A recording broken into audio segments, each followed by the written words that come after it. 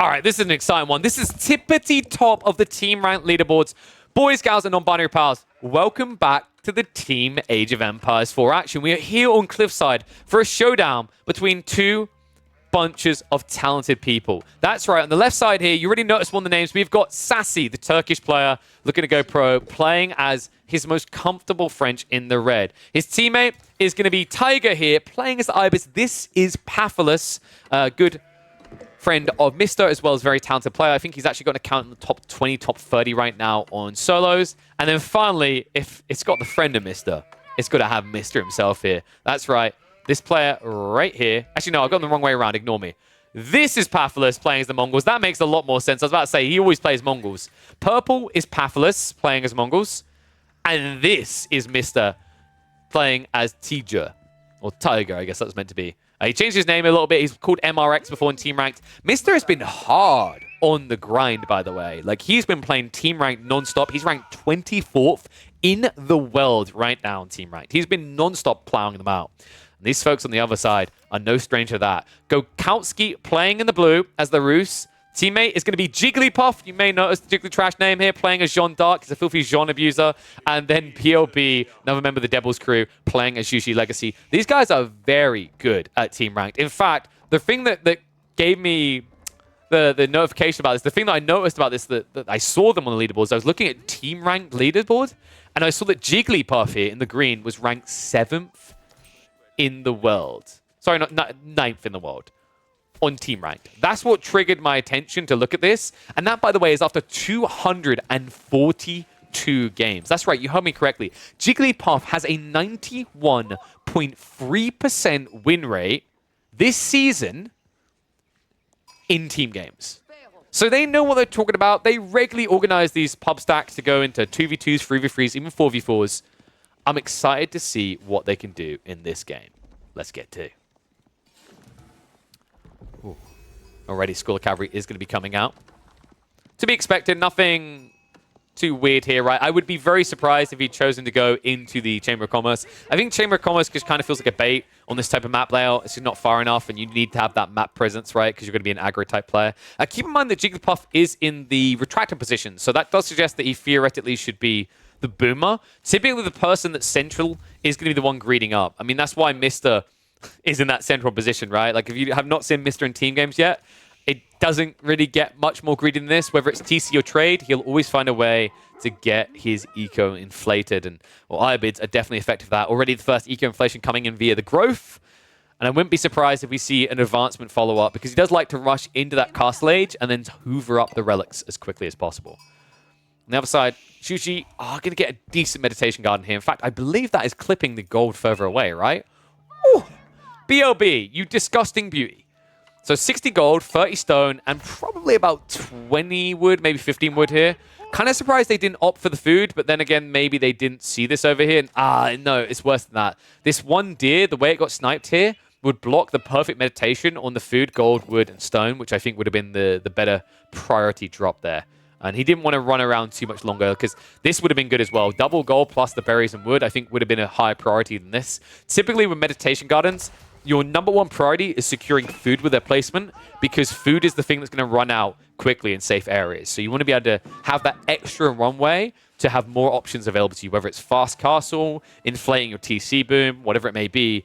You'll find that when you drop a meditation garden near berries, it makes that transition into farms much easier to establish. Whereas meanwhile, I imagine we're already looking at level 2 bounty, if not more. Sassy has, of course, gone for School of Cavalry to mirror out what Jean's going to be doing on the other side. I believe, yeah, we are going to be getting Silver Tree here, so Purple will have the ability to trade. That trade is on the opposite side of the map, so it's a really good shout here. You know, even if you went in for the superior mobility, the amount of time it would take you to cross the map if trade started near you would not feel good. So this is much more natural. You can shift north side and then get max distance on the trade.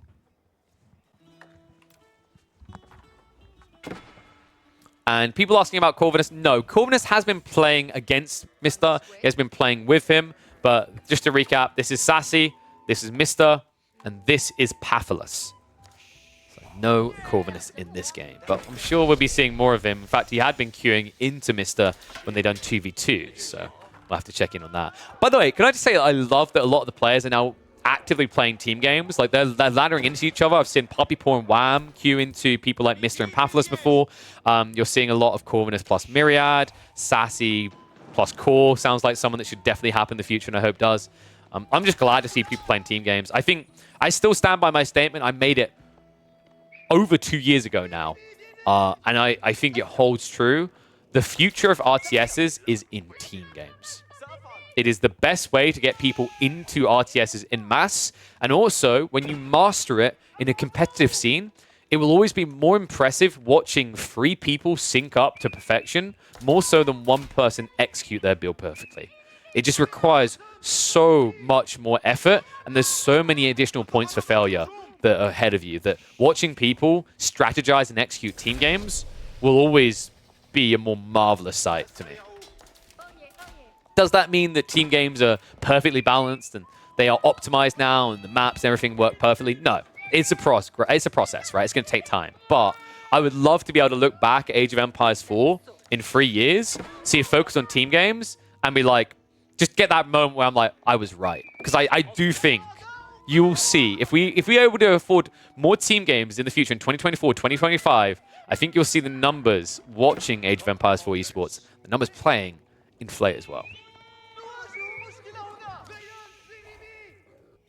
So how are we looking on builds, right? Like, tech up is complete. We've got the Camera Riders coming out. So it looks like actually it's not going to be a rush into Castle Age as expected out of Mr. He's playing present with Camera Raiders, which is pretty interesting, but it makes a lot of sense when you remember what they're up against here. This is Rus plus Jeanne d'Arc, which means it should be 2/3 cavalry coming your way. That means Desert Raiders destroy both. Remember, they've got high melee armor, and they get bonus damage up against Cav. They also have an ability to kite slower units, so a pretty interesting read there by Mr. He's going for a second TC behind this, so it's not all in on the Desert Raiders per se, but he is going to be inflating those numbers over time. Surprised by this, like, he usually does rush Castle Age, but I imagine he's going to allow a bit more greed over to Pathless instead then. Pathless is, of course, still actively producing units as the Mongols, going into the Keshiks, but he's going to be able to inflate his Silver Tree boom over time. We aren't seeing additional TCs yet out of Sassy, but that's finally now going to start being on the way. Typically, when you play French, you're expecting this. Like, if you're not going to multi-TC in team games as French, you might as well just pick Jeanne d'Arc. It's just, at that point, like, there's nothing worse about Jeanne d'Arc. Everything just feels better, right, for aggro play in the early game.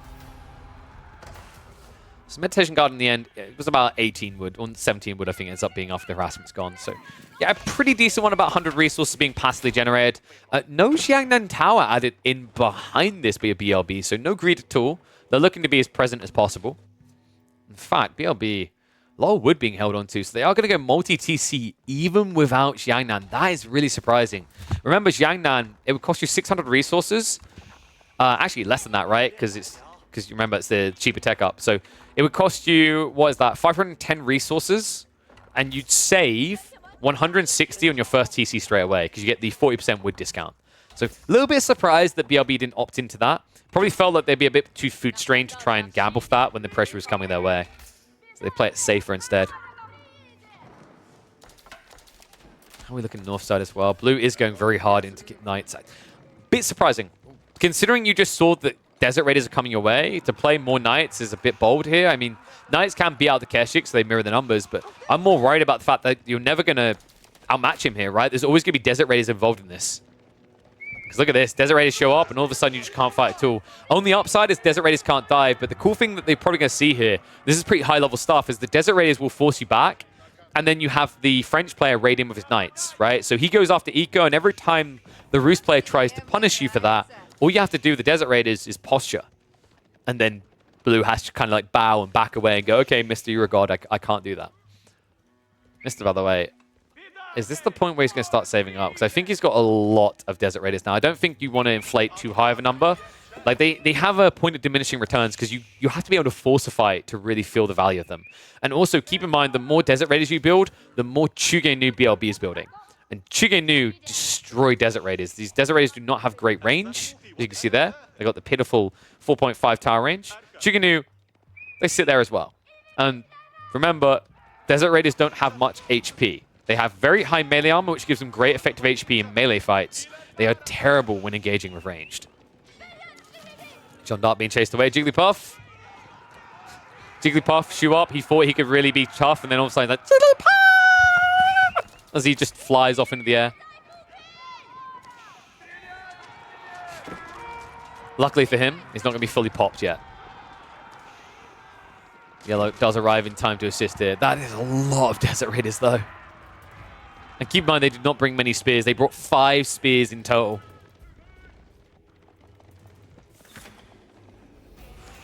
How are we looking behind this as well? It looks like Sassy went just for the 1 extra TC, not being too greedy. All of them went for a second TC, actually. Pathless adding in 1 himself. So didn't really use the trade that much. Only 2 traders out. I think this is maybe a reaction to the fact that his opponents are building double knights, which means that if he tries to max out and trade, it's just going to get actively raided. So instead, he's going to play a bit more safe, a bit more condensed. And we are going to see, what, like 2 TC, 2 TC, 1 TC, if I'm not mistaken. Jigglypuff having no interest in going additional TCs. People asking, is John just better French? Not entirely. If your focus is more eco-dependent and you want to TC boom up, I will wholeheartedly always look to back French over Jeanne d'Arc because you just naturally inflate a lot more. But if you're looking to be aggressive in any form, I think Jeanne d'Arc, that's where she really will take the cake. Especially in team games where there's so much XP to be harvested. But that also comes down to what your teammates want to do. So like Sassy picks French here because what are his teammates doing? Well, they're raiding, but they aren't staying around, so they're all about Cav. If he went for Jeanne, that slows down the comp. Look at what it's done for the right side team.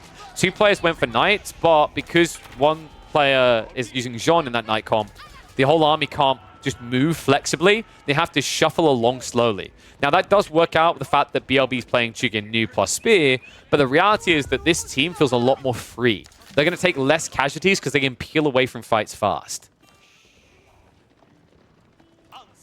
So yeah, I think like Jeanne, in some ways, it's kind of awkward in that you think you want to pick Jeanne in team games because you farm XP really quickly, but you always need to be cognitive of like how easy it is to lose Jeanne against certain comps. Mass Shiganu being one of them, Mass Knights being another. Like, she does not handle mass heavy cavalry at all. And the cool thing about being mass cavalry is she can never actually get the fights where she wants them either.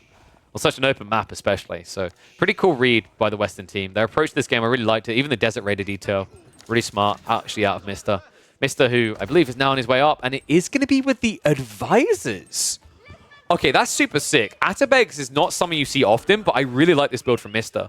He's going to get 4 of these Atabegs. What happens is you get these camel boys that you place in buildings, and any units produced out of those buildings have 20% more health. Pretty effective with camel lancers. 20% more health on a unit that has, if I'm correct, it's 240 health. That's insane. That's almost 300 HP at that stage. In a matchup where you're up against mass knights. So, actually, the best way to think of Atabegs at that point is it's kind of like a more effective Boy's Fortitude because of the health you remove, because of the damage you remove for your opponent as well as the health you gain, right? So it's just going to keep him 2 steps ahead, really, of 2 players on the right side team. Don't see it often as well. Also, other cool detail is that, and you may have not seen it before because we just don't see Atabegs often at all. We don't see the advisors trade wing. You're able to reproduce these Atabegs, so when you lose them, don't feel like this is a one-off GG play like when you spawn 2 Imams as the Ottomans. You can keep producing these from the House of Wisdom.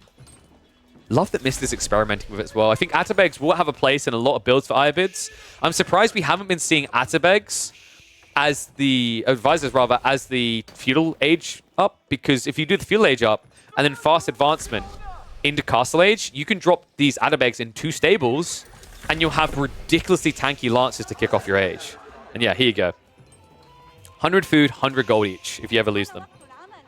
So you have the ability to transition if something goes wrong, if you want to switch units. And you can already see he did drop the Atabeg in here. So that's how you can tell, is by the camels that just appear in these buildings. And it is going to be the mass camels. Mass camel lancers at that. So tech up complete.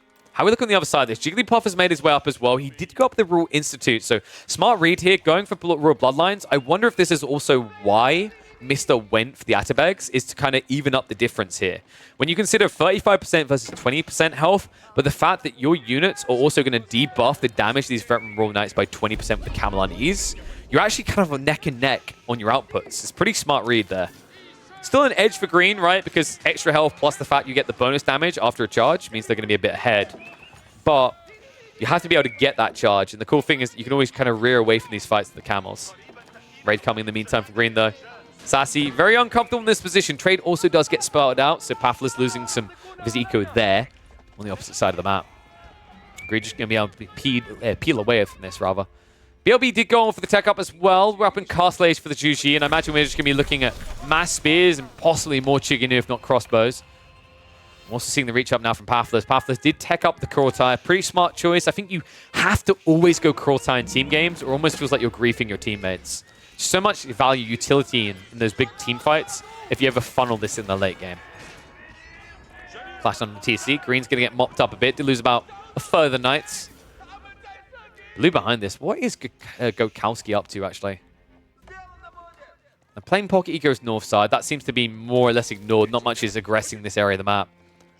Walls are going up and have gone up, actually, from BLB. So they're only wooden walls. They're not going to slow things down too much with this many melee units. One issue I am seeing is for Jigglypuff, we're 16 minutes in the game, and he's still not level 3 Jean. Love that he's moving out to the Sacred Sites, though. Something I am losing count of how many players forget about. Even the best players, we're talking top 15, top 10 players in the game, often do not leverage the fact that Jean can capture Sacred Sites. And when she does, not only is it a Sacred Site captured, she gets 50 XP. If you're stuck on level 2 Jean, this is how you solve it. Stuck on 1 TC, though. That's the thing that's kind of scaring me. I mean, Jigglypuff, more of an all-in timing, right? Like, I'm not seeing the scalability at this point. They have to start finding some serious damage. Good news for them. Yellow is definitely on board for that. Very big force just trying to push out now. Mr. now also adding in archers. An interesting choice here up against Chugenu Knights. Spears, though, right? He just needs them gone. Raid on the north side, though. Roost Knights find their way in. So good raids by Blue. He's going to be able to get out before he loses all of the calf here. Let's leave a few behind, but that's just wave number 1, right? This is actually really good from Roos. If you keep the pressure onto the Mongol player, they have to react to your moves. They're not raiding your pocket ecos. And we can see there's a lot that could be raided. Gokowski playing out of his base onto the gold, onto the stone, and onto the deer. So a lot of vulnerability points here. Kurultai went all the way south. I actually love this. You know, sometimes I refer to Pathless as the doormat in these team games. And he's acknowledged he's greed. It's kind of like the role he gets given. Because what he's essentially doing is he's playing support. Like, he really is the support player. Like, and this is an interesting way to kind of think of team games. And it's something that, like, you know, it's the MOBA brain in me, but it makes a lot of sense. Is that the team games, you have to have essentially your carry, you have to have your support, you have to have your mid, right? And what I mean by that is, like, the mid might be the person that hangs around for aggression. The support might be things that do small things, like they might set up a Kurultai to assist the other army later in the game. But early on, they might do things like they might sling resources or whatever. And then you've got your carry that's someone like Mister, who's going to eco bulk up and then play war later on in the game. So you had similar things out here, right? Where Yellow was playing more of that, I want to say that kind of aggro role. I'd say Green was more of a support role in this. It makes sense because Jean's utility does play into that with Divine Restoration. And then Blue was your carry. A lot of walls being broken down here. They need to find the fight. Someone saying audio is fine, but visual stuttering. Is everything fine, or have we got issues here? I think we're mostly fine. At least from what I can see. Team games are intensive. I definitely do need a new PC. All right, we're good. Fantastic.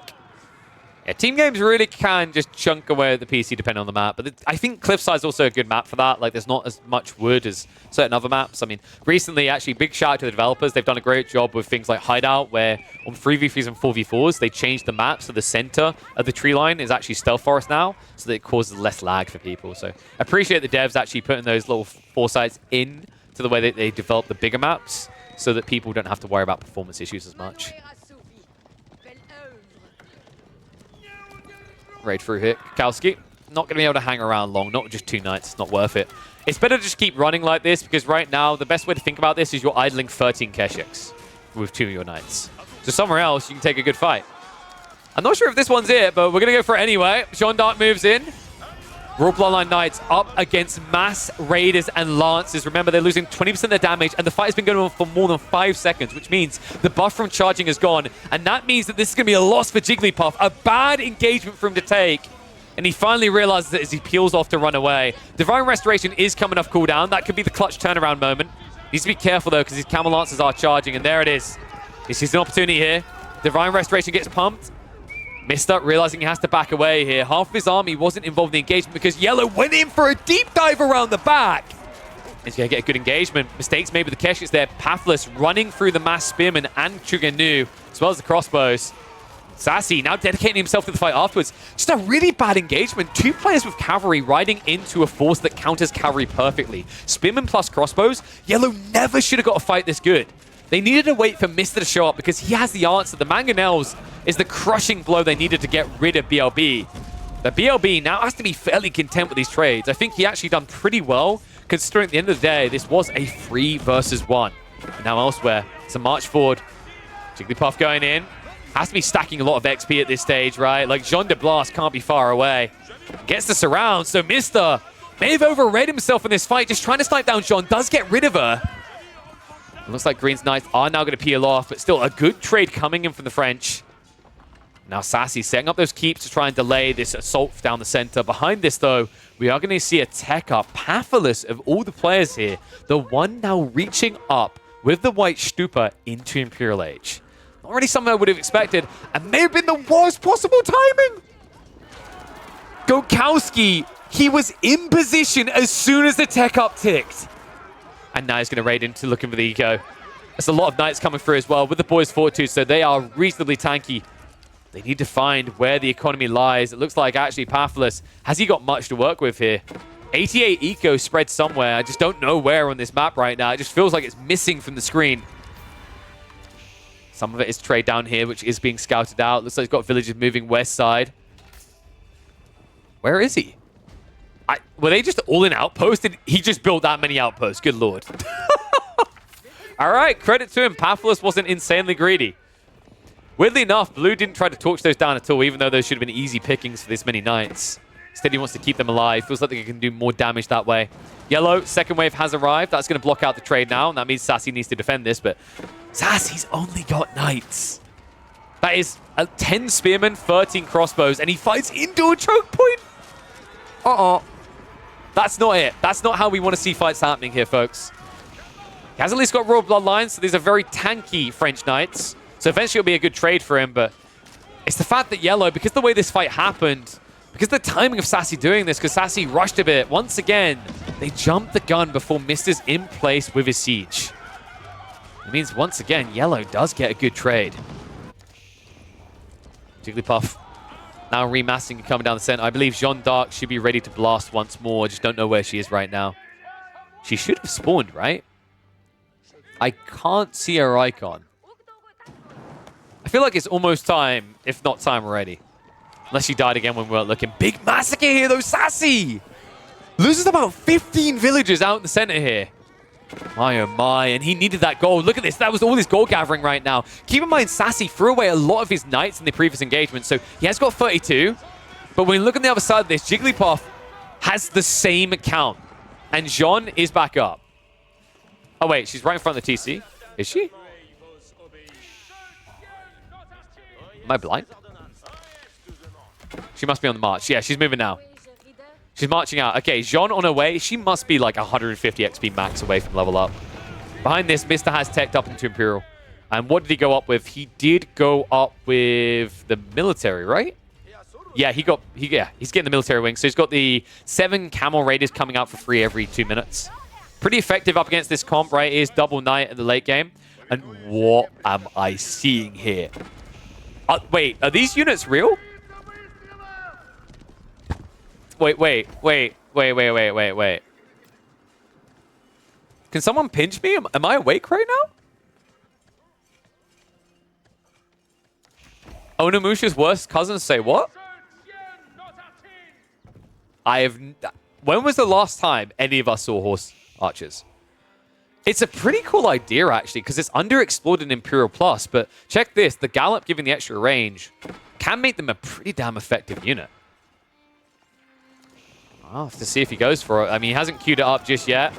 Burn down the center, though. Keep going to be lost for Yellow. Sassy now riding past, but he's going to ride straight into the mass Horser Archers here. Horser Archers, that's definitely the term.